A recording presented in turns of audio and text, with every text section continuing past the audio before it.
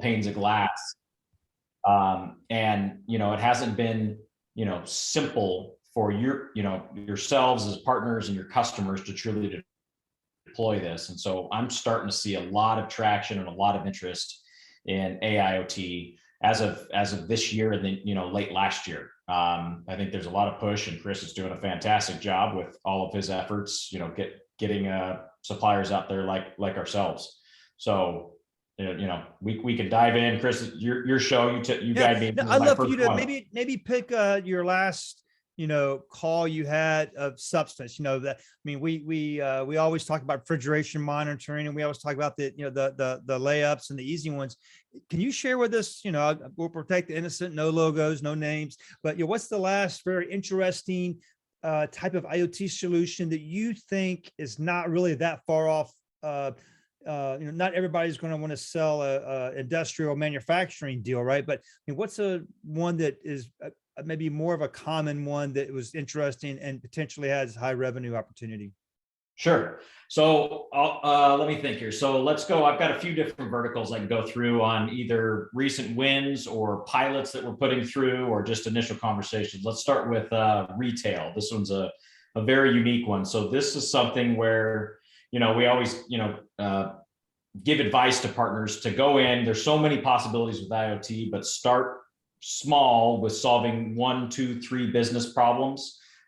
Get that IoT solution in there, and then you have the platform, and then you can go deep and wide, right? And so we had that similar conversation with one of the largest gas station chains, multi-location, obviously, and went in and asked those simple questions. What type of outcomes are you looking for? What type of challenges are you trying to solve? And one of them, their biggest problems, and this is kind of funny, it was hot dogs.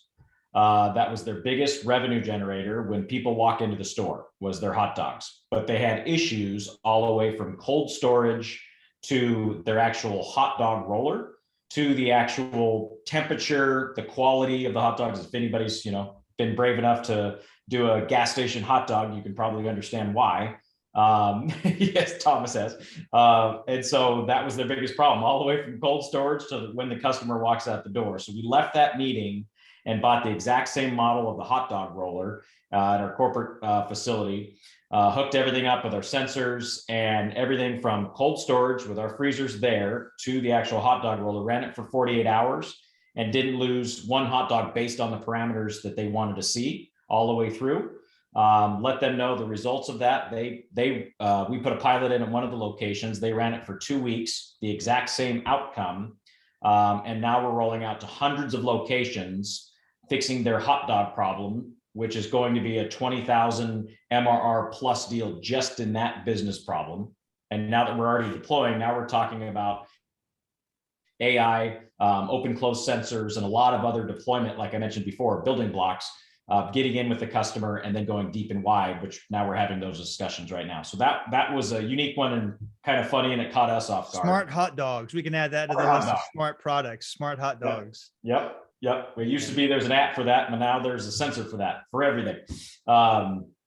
I'd say another one, we've got a Teleris partner that's absolutely crushing it. They put an entire practice around AIoT, around hospitality and property management. And it started with, all right, let's go in and do everything for all of the residents, for all of the commercial spaces.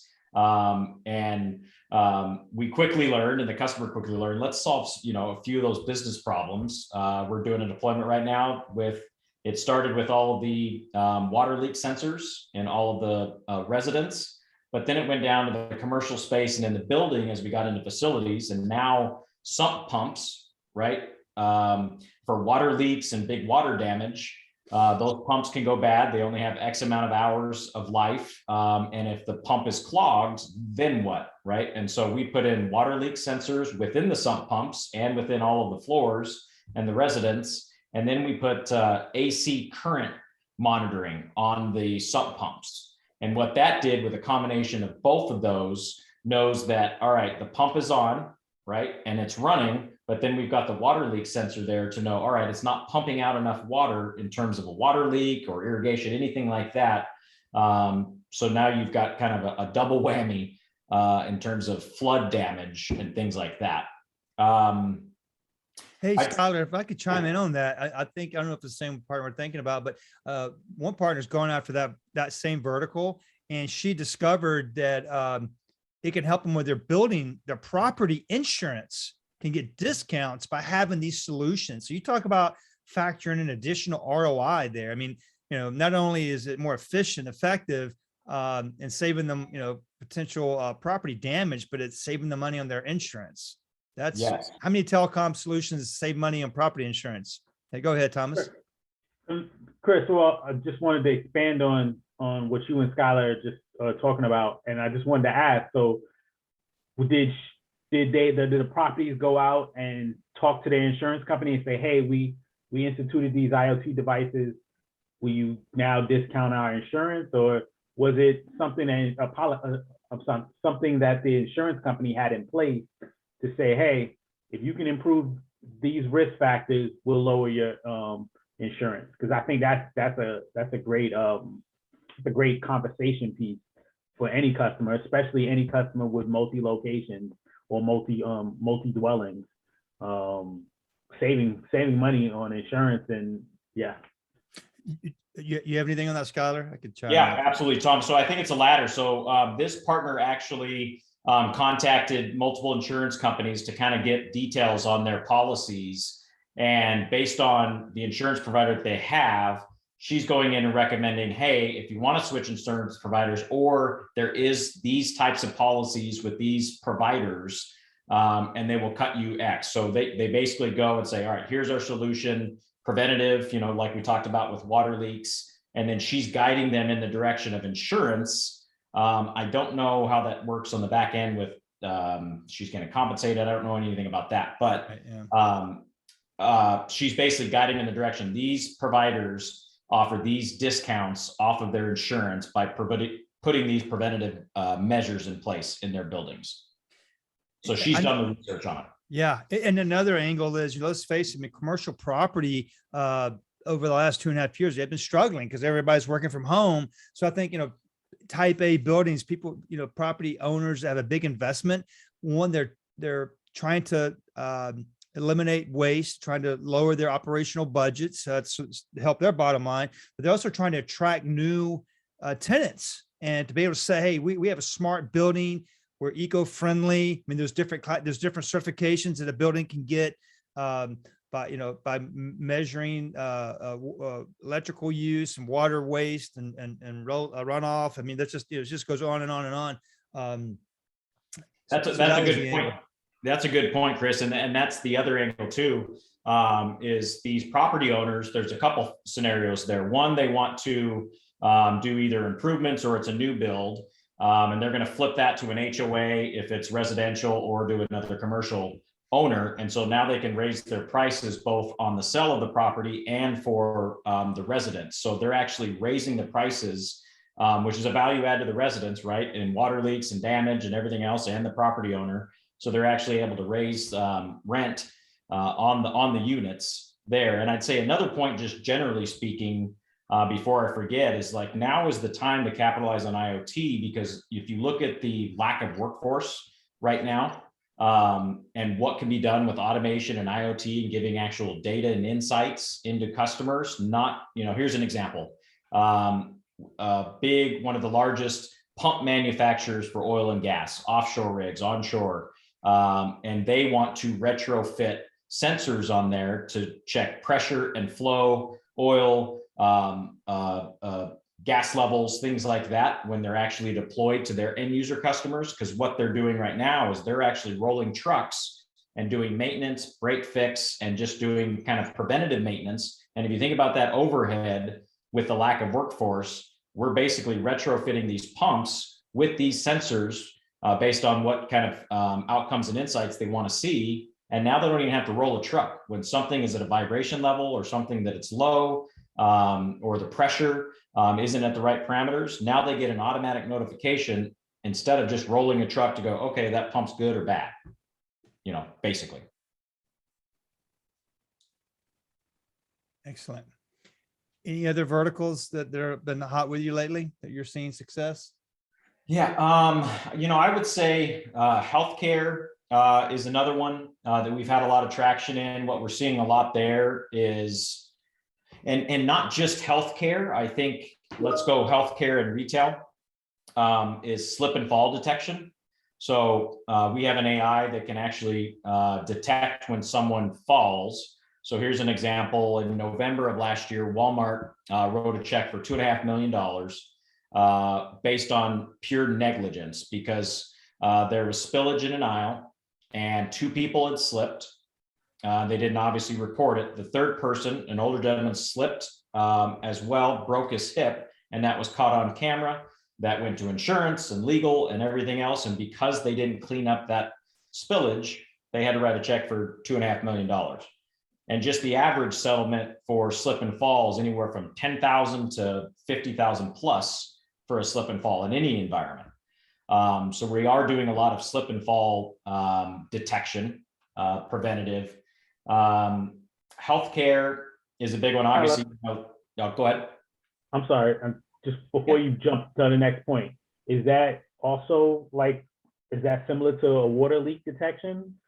Is that how the slip and fall sensor works? Is that how you pitch it? How do you pitch a slip and fall prevention? Yeah, so two separate things. So water leak is, within the building. So that would be, on your showers, on your pipes, on your toilets, anywhere where the typical water leaks are, where you can't notice that, and then you flood, 3 floors below you. So we take sensors that go in those main areas within either residence or in commercial spaces, to when we detect any type of water precipitation, we immediately alert the customer through our backend software. So that's one kind of use case. The slip and fall is more on the AI side, to where cameras within a building or outside a building can detect a human, right, from standing up to a slip and fall on the ground. And then through the cameras and the AI, that automatically sends alert to, say, the local personnel there that someone has slipped. So would that same technology be in that manner be just as useful on the outside as it is on the inside? Absolutely. Okay. Absolutely. If you have customers walking in, as soon as they touch your property, you're liable, regardless of what happens. But if it's your negligence that, you had spillage or you had something that was a hazard to anybody walking into your facility, you're liable. Great question, Thomas. I'd say that there's the standard kind of IoT deployments of, smart lighting and cold storage and things like that. A lot of providers do that, but I would say air quality. So we're talking kind of healthcare and a lot of other verticals, but in healthcare, definitely air quality. So detecting pathogens, CO2, ammonia, and that can go across several verticals. But then also looking at specifically healthcare, we have something that's an HBM solution, which is basically a kiosk with a camera that can do multiple things. So when you walk in, say to an ER, it can check your temperature. Obviously, healthcare right now, there's mask mandates. So we can detect if you have a mask or don't have a mask on.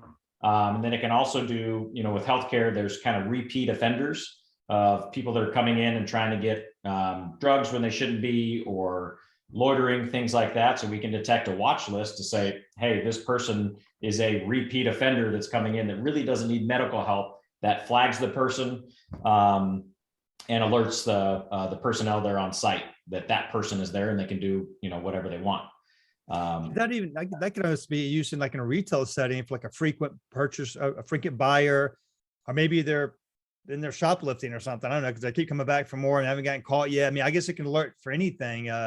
Just your repeat visitors, someone should probably go find out, hey, you find everything you need or whatever. That's a good point, Chris. So we're doing a pilot right now for a large retailer. And this is kind of the fun and unique part, right, guys? Because typically we're just replacing technology. It starts with IT. You might get your feelers out there in other departments, but with IoT, you can go so deep and wide into marketing, into loss prevention, et cetera. And so back to my point, we're doing a pilot right now to where we had that conversation. Now we're talking with marketing, and they want to do heat maps and dynamic digital signage. So when you walk into the store, if there's more than 10 people in a certain geofenced area that we geofence with our rules engine, if there's 10 or more people here, then dynamic digital signage pops up to say 10% off this product you're staring at, right? And then if there's more than 5 people waiting in line for the associate, same thing, a heat map that's geofenced, then we alert another associate to come out and help for customer experience. And then it also provides a co-op marketing opportunity to where, again, if there's more than 20 people in a store and it's 5 o'clock, then dynamic digital signage comes up to says the restaurant or bar next door is happy hour, get 20% off. And now you've got co-op marketing opportunities between the retailer that we're working with and the restaurant or bar that's right next door, which creates a whole other avenue of revenue stream and value to the marketing department of that customer. Does that make sense? Yeah, that's a good one. The world of possible. Just keep getting bigger. Mm-hmm. Mm-hmm. Did you have a question, Thomas? I knew you just came off. Oh, I said, are you gonna send out this recording? Yes, I will. Yeah, good call. Anything else, Skylar? We could wrap it up. And go questions. I could go on for days. I love talking use cases and real life examples. Maybe for manufacturing to pop-up events. So I'd say maybe one more, which is a little bit unique in our IoT world, is kind of pop-up events. So there was a customer in Texas and a partner of Teleris that has a pop-up event that's about for 3 months, but then they need the actual park and city lit up as well. So basically we worked an agreement between the pop-up, festival and the city to put in cameras, AI for motion detection, for theft and things like that. But also, since it's kind of a temporary event, we're rolling out, we have a remote surveillance solar trailer, like you see in construction sites and things like that, which is fully functional with telescoping antenna with cameras. It's built in with our gateways, our AI. You can hook up IoT sensors to it. It's solar powered. It's basically an all-encompassing remote mobile surveillance trailer. And so we're going to put a couple of those out there for this pop-up event, and then put some cameras and our gateways throughout the property for this festival. So any type of festival, pop-up events, concerts, things like that, we have a solution for that as well. Is that solution CapEx or OpEx? I mean, is it like a monthly thing, or do you have to buy it, or can they lease it, or how does that work? Yeah, so it's basically a monthly rental. We're very flexible if they prefer CapEx, but obviously we're in the channel, so we typically try to stick to monthly reoccurring for the trailers. So there's basically a transport charge. We take it out to the customer, we set it up, which is kind of the install, quote unquote, fee. And then they have the monthly service for the AI, the analytics, all of our deep insights dashboard where we ingest all the data, and then IoT sensors, whatever they want to add to it as a monthly. That's fantastic. Yeah. And Skylar, you could probably tie in your marketing sensors into that as well, correct? Correct. I mean, it's basically the exact same kind of deployment we would do on a static deployment, in an office building, but it's basically a mobile trailer with everything that we have. Yep. Very good. Any other questions for Skylar? I encourage you guys, if you haven't already, to reach out. I'll include his contact information and the follow-up email after this. But this is your role, right, as a solution architect there to kind of help out. Yeah, Tom. Skylar, how big is the trailer, and where can you guys send them to in the U.S.? Yep. So we've got a very large customer that we're rolling out several of these trailers a week. So we've got an entire inventory of them, mainly just backing up that customer and then other channel partner deployments. And let me see if I can share here. Yeah, hopefully you should be able to. Here we go. Can you see that? Yep. Okay. Yeah. So that's what it looks like, Tom. It's basically kind of like the standard generator construction trailer that we've retrofitted it with loudspeakers, the solar panels. It's obviously got a generator on there. There's the telescoping arm for the AI and the cameras. And then inside of there, we've got our gateway where we ingest all of our IoT and AI into that. And then you can put loudspeakers on it, like I mentioned, even blue flashing lights, right? So at a certain time of day, say in a construction site or a festival, we can have blue flashing lights, pre-recorded audio on those loudspeakers, or have a third-party alarm monitoring type of company do a talk down for break-ins. And actually, I could kind of show you while I've got this up what that would look like. So this is not a trailer, but it's the exact same scenario. So you're going to see here, this is the geo-fenced area that we put in place in this yard. This is one of our customers. And so obviously versus a standard camera, right, that has certain functionality, we train it to detect a human versus a bird, a blowing leaf, anything else that's going to set off false positives. And then once we detect that, we put the confidence level on the AI to a certain percent, to where once it reaches typically 97, 98% confidence level, like you see here, that is a human in an area that shouldn't be. This is security. You are trespassing. Leave now. Police have been called. To the person at the gate, this is security. You're trespassing. Leave now. Police have been called. So there's another example. So that could be with the actual mobile trailer or our full, what we call universal gateway setup, where we mount that on a pole or exterior, interior, from a perimeter security standpoint. Nice. That's pretty slick, huh? Mm-hmm. Well, good deal. Well, I want to just change gears real quick. Thanks, Skylar, for that. I love your role there. I mean, it's such a value add, and we will keep you busy. David, if you have, I know you're busy multitasking a little bit. David Tackle is on our mobility team, and I keep saying that we're really embracing mobility. We're obviously leaning and embracing IoT. And David, I don't know if you wouldn't mind just introducing yourself, and if you got a minute here, I don't know if you're in between projects, but introduce yourself and kind of explain, what do you do? Why is working with you better than going directly working with AT&T? My name is David Takla. I am pricing specialist for mobility, AT&T.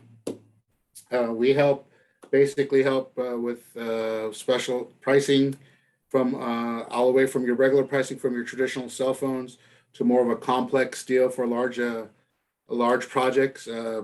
We can go from your traditional pricing, or if need be, we can reach out to AT&T, get you in contact, get those special pricings approved to get turnkey offers and extra credits to help close the deals. And it's handsets, tablets, and SIM only, right? Is that kind of the three categories you say you mostly work in? Smartphones, your regular basic phones, USB, MiFis, tablets, SIMs. Excellent. Connected devices, watches. I forget about the watches sometimes. Yeah, the wearables. Fantastic. Well, so yeah, and you can reach David and the rest of the mobility team at wireless@telarus.com. If obviously I love IoT. That's a big part of this study hall. But I don't want to forget mobility is also another revenue source. A lot of partners are leaving on the table. A lot of your customers, if they have, especially 50 to 100 employees, is really the kind of the sweet spot. We have a lot of SMBs, 1 to 5 employees, and we can help you with those too. Of course, we have a lot of other aggregators and whatnot. So there's just a very wide depth and breadth of mobility and IoT. So appreciate you guys being here today. Is there, Sarah? You've been quiet. I don't know if you have anything you want to add or any questions, or has this been helpful? This is always helpful. I love listening to the ideas and whatever. And I'm with Skylar over there. I could talk about this all day, every day. It's just a matter of getting over the hump. I do have to say I had a little bit of a win this morning where I was talking to a client on a UCAS deal. They were concerned about the amount of analog devices that they're still functioning in their manufacturing facilities. And I laid the groundwork for let's have this conversation about let's digitize your manufacturing facilities. So it's getting there. And hopefully we'll get you on the phone with them relatively soon. They're kind of interested and intrigued by that. So at some point they're going to have to replace those at some point, right? So It's just a matter of time, and what are we doing to address that? So I think I was the first person to address that with them and saying, hey, there's solutions out here. We need to start thinking about that now. So that's pretty exciting. That is cool. Good for you for being the first one to bring it up. I mean, because I think oftentimes technology advisors and, you stick to what you know, and it's hard to get into the swim lanes you're not you're familiar with. But in this emerging technology area, you kind of want to be the first one to bring it up, because if you're not, you potentially lose the account. What's the saying, the channel that, that fear factor, if they don't buy from you, they'll buy from someone else. Make sure they know they can get it from you. Ask that question, what are you doing for mobility? How are you using technology to make your operations more efficient and effective? And just a lot of those questions can kind of spark those conversations. Those are the ones that seem to be working. A lot of our mobility providers will tell you, when you bring in mobility, you'll know real quick if there's an opportunity. Because if you say, hey, how do you guys use mobility in your business? It's usually one or two things. Oh, we don't really, it's not a need. Or it's gonna be, oh my God, it's a headache. The bill's always wrong. People are dropping their phones and breaking them. And if there's any pain there, all that stuff can be outsourced, and that pain can be minimized. And it usually pays for itself, because most companies just aren't set up and equipped to manage that kind of activity. So yeah, keep that in mind. It was Ken, right, on the phone? 917. You got anything you want to add, or before we wrap up? I'll come to you, Thomas. Going once.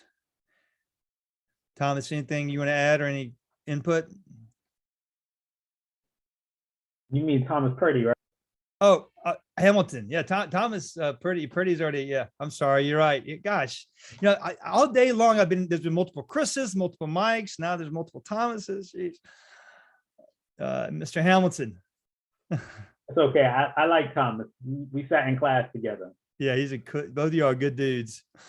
Yeah. I'm just really intrigued by these conversations we have. I don't think that I've had one yet, and we've had one yet that I haven't taken away an idea, and I just want to keep hearing ideas, because even like just what Sarah said, I've begun trying to talk to more manufacturing and never thought about it. All right, you guys have a lot of analog.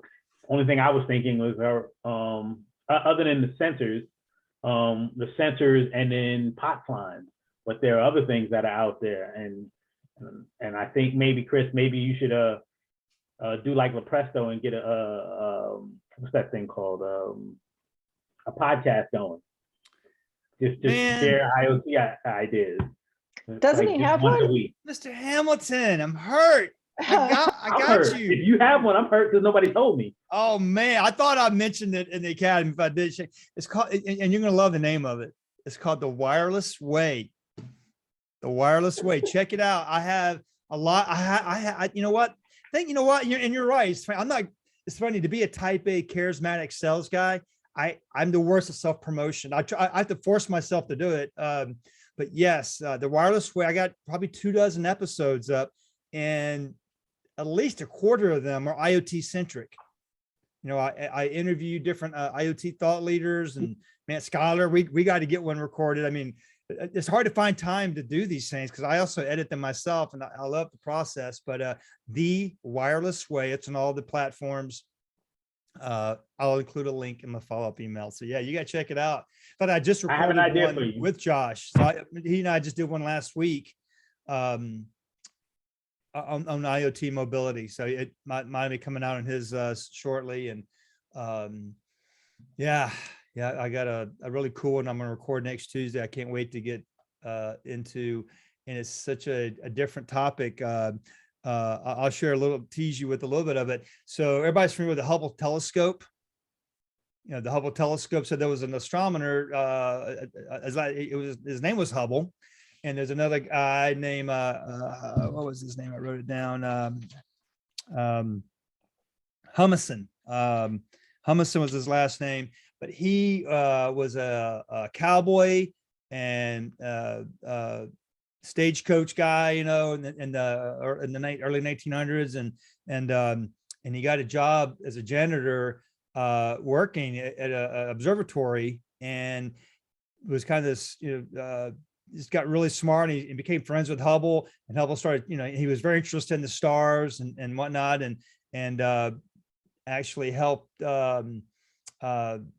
Hubble out, and they discovered, all these different galaxies. And I mean, it's just I'm trying to take a long story and make it real short, but anyway, we're going to talk about it next Tuesday. But the takeaway was a unique partnership.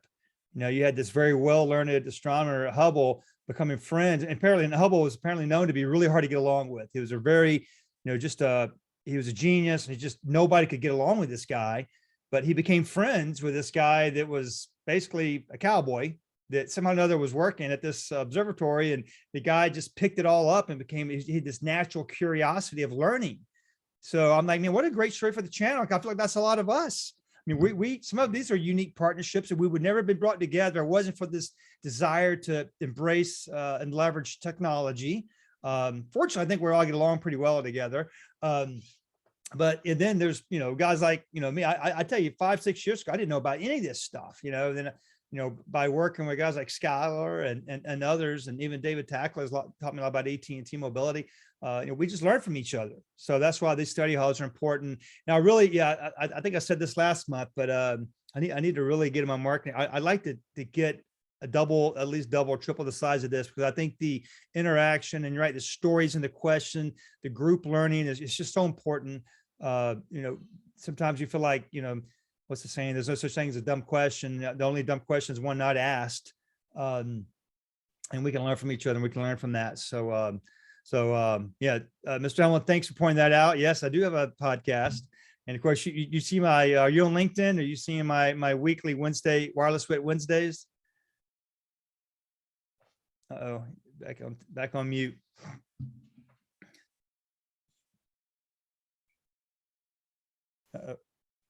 Yeah, you're still on mute there, Thomas. But I do the weekly Wireless Wit Wednesdays as well, and I try to drop some little nuggets there. Those are usually 2-minute long, and I do it every Wednesday. So if you haven't seen it every Wednesday, go back to my profile. You'll see them. I usually have Wireless Wit Wednesdays, the first words. So it's kind of easy to find. Someone suggests I should put them on a YouTube channel. I get a lot of good feedback on that, because I always just try to drop some, whatever phone calls I had that week or whatever I'm thinking about, and have a unique topic on it. So with that, if there's no other comments, we can wrap it up. I appreciate it. All right. Well, have a fantastic afternoon, evening, and the remainder of your week, and a great weekend. Talk to you next month. Again, if you haven't set up a call with Skylar, obviously a great depth of knowledge around a lot of things, AIoT. So check that out. We just updated the matrix in the back office. I kind of readjusted it and labeled some of the columns. That's still always a work in progress. Sorry, Skylar, I do want to promote one other supplier we just brought on. It's good to have options, because everybody has their specialties. Ready Wireless is a new supplier. You may have seen that announcement on LinkedIn, but Ready Wireless is out of Iowa. I would say has a very similar. Have you ever heard of Ready Wireless, Skylar? Vaguely, yes. Yeah, I mean, it's in this space. Everybody. I mean, they. I feel like you guys are, in the things you do, no one does it better. I mean, all your sweet spots, like that trailer you mentioned, and then industrial manufacturing. I haven't seen anybody, the connected community stuff. I don't think I've seen anybody that's doing it better. So they have some other hero products, they call it, that are different than what Broad Sky does there. So, you'll be seeing and hearing from them. But other than that, I'm also talking to a company called Retail Next. Have you heard of Retail Next, Skylar? I wouldn't mind you checking. Maybe I check them out. Retail Next. They're obviously a retail-centric technology company, mobile software company, but they can do the cameras where they could, track where the customer's going. I know you guys do that as well, and they can tie it into their point of sale and their finance stuff, and look at average transaction size, per customer visit, and some of the same stuff I know Broad Sky does. They're just have a couple of the bells and whistles, but all they do is retail. And even with Verizon has a solution they're going to bring into our partnership exclusively with Teleris. They invested millions of dollars into this company. You may have heard Clover. It's the handheld point of sale device. So they have a Verizon embedded SIM in this handheld point of sale credit card reader that they can bring to your table side or pop-up events. And so they're like, we need to sell more of these things, and the direct team's not doing it fast enough. And what a compliment that Verizon goes, hey, we think this channel can do better than our direct sales team. So they came to us going, hey, you guys killed it last year. Would you be interested in pushing this? I'm like, sure, it's a retail product. I'm trying to create more vertical type of swim lanes instead of solution-based and use case. Just like, hey, here's if you do retail, here's the things you need to look at. If you're doing healthcare, you should look at these. Much like the infographic that Brodsky gives away at the academies. That's one of the best academy infographics I've ever seen. And when you look at it by vertical, because there's just so many things to know, right? I mean, that's some of the feedback. It's like when a partner calls a supplier like Brodsky or Ready Wireless or anybody, they go, what do you want? And the partner goes, well, I don't know. You tell me. And the supplier's like, well, it depends. We have hundreds of things, it's kind of like playing a guessing game. Like we talked about being a diagnostic question. It's like going to the doctor and tell the doctor, make me feel better. And the doctor goes, well, what's wrong? Is I don't know. You tell me. So that's why the relationship with the suppliers is so important. In fact, don't wait till you have an opportunity. You should engage them early and get to know them and know their sweet spots and ask those questions. Hey, what type of opportunity, if I bring to you, you're going to just knock it out of the park, versus, well, yeah, we can do it, but we got to do some work here. We might have to source some unique equipment. It's going to take me about a month to get a quote together. It's all about setting good expectations too. So that's the other thing to think about. Because all this stuff is so emerging and there's not years and decades of use cases already developed. Some cases there are, but a lot of cases not. It's just having that expectation understood that it may take some time, just because, if it's never been done before.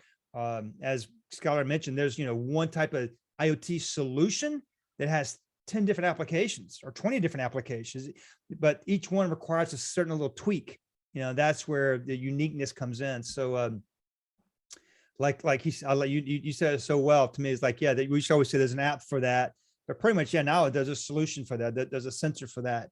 And there's not too many business problems that we can't figure out a way to use technology for. So we'll end on that note. Thank you for your time. And David, thanks for joining us. And like I said, as much as I love IoT, there is no IoT without the I, and that's where a lot of these SIM cards come in. And David and the mobility team can help with SIM cards as well as the smartphones and all the other pieces of mobility. So have a fantastic rest of your day, guys, and we'll end for sure this time. Take care. Bye. Thank Thank you. you. Appreciate it.